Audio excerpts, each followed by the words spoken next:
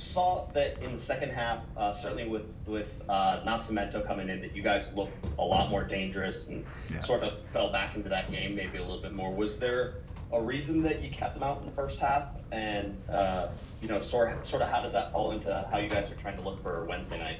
Yeah, I mean, look, Wednesday he'll go.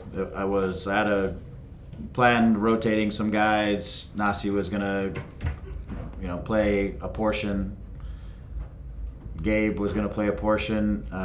Marco was potentially going to play a portion, but we found ourselves in the game, and I felt like we had some guys. I tried to set myself up with ways to split the game in some version of half or in 2/3 or something for the group that we wanted to get off, depending on how the game was going and how much we felt like guys were drowning or losing some of their getting fatigued, let's say. Nasi coming on was always going to be the plan around halftime. Elijah was feeling a little bit tight in the hamstring, as he wasn't necessarily a total planned sub, but we made that adjustment there. And then, yeah, I agree. I felt like we started to find the game better. We started to look more dangerous. I told them we were going to give every opportunity for ourselves to get back into the game. And then it was 1-1. So, yeah, just trying to manage two things, which is seeing that game out and getting a result, but also being mindful of a couple guys just in terms of turnaround and things like that. Again, it's a difficult moment to try to be thinking about two things, but I thought in transitions we were getting out and we were looking like maybe we could get something, but when they were breaking down, we were very split apart as a team. And so, the idea there at the end was just to try to keep a little bit more control of the spaces behind the ball when we did break out in transitions. And I felt like we were all right. And then, Messi dribbles by us, which should never happen, and he does what he does, which is finish a chance when you get him the opportunity to look forward. But everything else was more or less dealt with, and it shouldn't happen. Lucas was there; he was in front of him. He needs to be a little less naive, even foul him, but he can't let Messi dribble by him and have the ball and facing our goal. And that's just an opportunity that changes the game. It changes everything, the momentum down the stretch, and I think the emotion a bit down the stretch. And clearly, you guys aren't the first team to be victimized by Messi and what he's able to do there. I mean, just the ability maybe to play in the small spaces and certainly, like you said, to sort of take Lucas on and get around him and then still be able to finish chances and the assist as well. Yeah, what do you see from that on the sideline?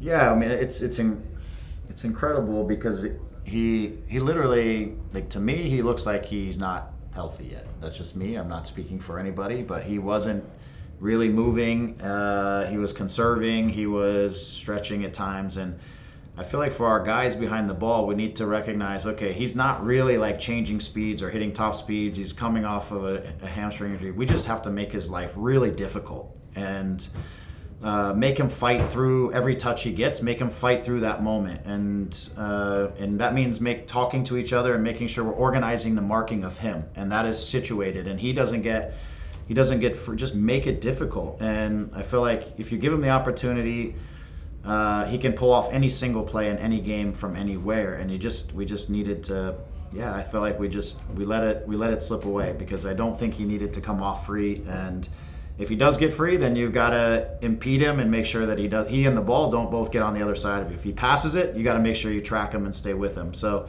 it's a little frustrating because I didn't feel like he was necessarily as dynamic as he's capable of being, and he still was able to make the difference there. I know the pass was ridiculous. Again, just the vision that he has to flick it kind of behind the heel right into the path of Suarez, I think it was. It just shows his quality and his awareness of the field. But again, I think we can, at that point in the game at 1-1, I think we have to be a little less naive. I know that's easier to say than maybe to do sometimes with him, but I feel like we let one slip away. I thought there was at least a point there for us tonight. And my final one on Joe and his goal. He's sort of been turning it on here in the last, I don't even know how many games, 9 games, something like that, where he has, 7 something goals and an assist. Are you starting to see him sort of become the guy who was the guy that you needed down the stretch last year? Yeah, I think I do. I feel like he's becoming more direct again, which is when I think he's at his best. When he's facing forward, when he's running forward, when he's playing and running. If he's going to pick up the ball in the dribble, then just be direct and really go after guys. I think he noticed that he had a matchup that if he could get facing forward and get the first couple steps, that he could get around the corner in the matchup that he had. And I feel like he's recognizing these things in the game and these opportunities, and he's been able to, again, create chances, get some goal scoring chances, finish a couple along the way. So we need him to keep being dynamic like that. And I liked him coming from obviously the outside, which we knew we were going to do as we shifted into the half. The first half, we thought maybe we could catch him in a couple transition moments because they like to put their fullbacks really high, and we thought maybe we could get Joe running off of those center backs in transition. But I liked him coming off the outside tonight for sure. Thanks, Rick. Yep. Thanks, Josh. Go ahead, Rob. Hey, Greg. Thanks so much for talking to us. We saw Gabriel Peck come off with Zafran Santiago Fagundes there in the 79th minute. Yeah. But in particular, Gabriel Peck brought off precautionary with the look ahead to Pachuca on Wednesday, perhaps? Yeah, there's a couple things. There's a few of our guys who I think had a little bit of food poisoning discomfort over the last few days. Gabe was one of them, a couple others. And so I was concerned a little bit about fatigue, hydration, stuff like that with him as the game was progressing. Gabe's usually a guy that's pretty good for every minute and pretty durable in every way, but I could see him at times kind of grimacing, and I felt like he wasn't. That he wasn't feeling so great out there. So there was a couple guys who had been fighting that over the last couple days, and I was a little mindful of Gabe in that situation as well. So this team hasn't been able to find the 3 points on the road yet this year. What do you think? I mean, amongst other things, in a crazy year this year, what do you think that says about the mentality of this team so far this year? Thank you.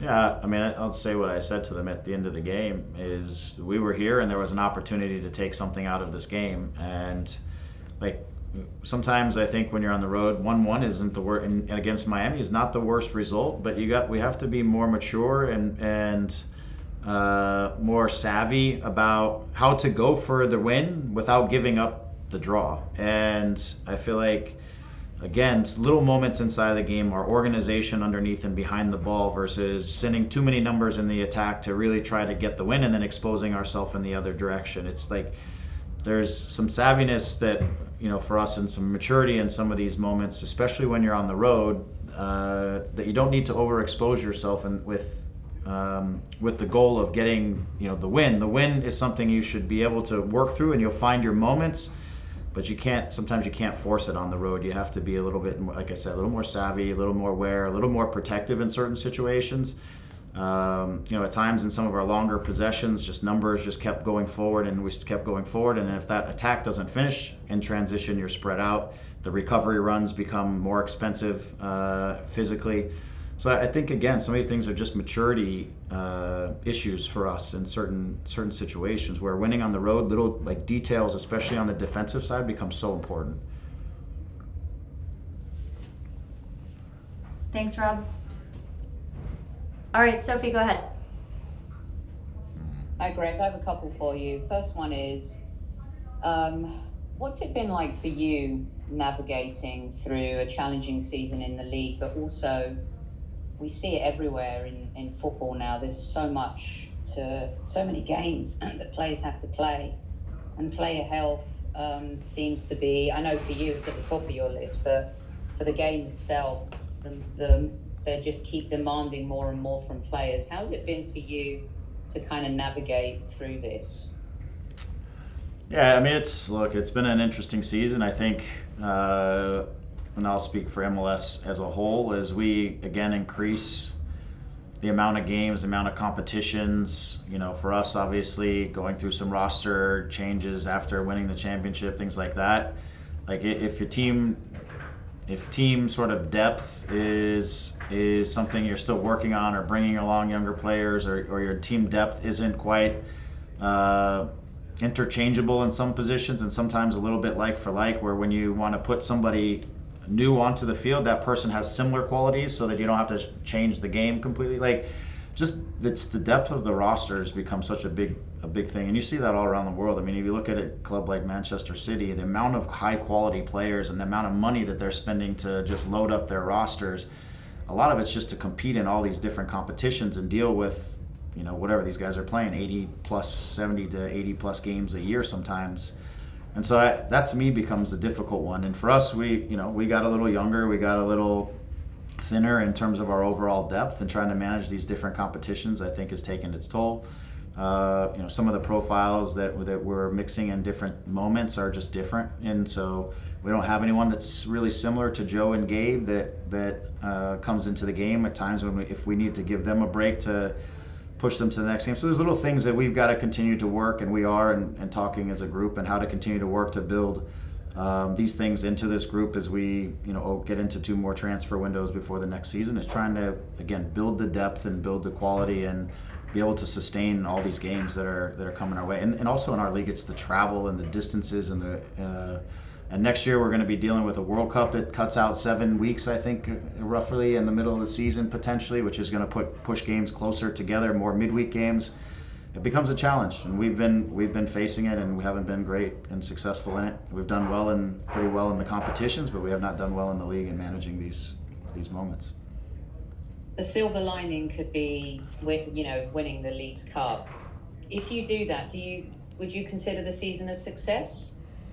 Thank you. Yeah, we got to recover and get through Wednesday, and one step at a time. But I mean, if we can put ourselves into that type of situation, I don't consider the season a success, but I consider us as having a success inside the season, which would be a good feeling, as we would re-secure a Champions League, we would have another trophy.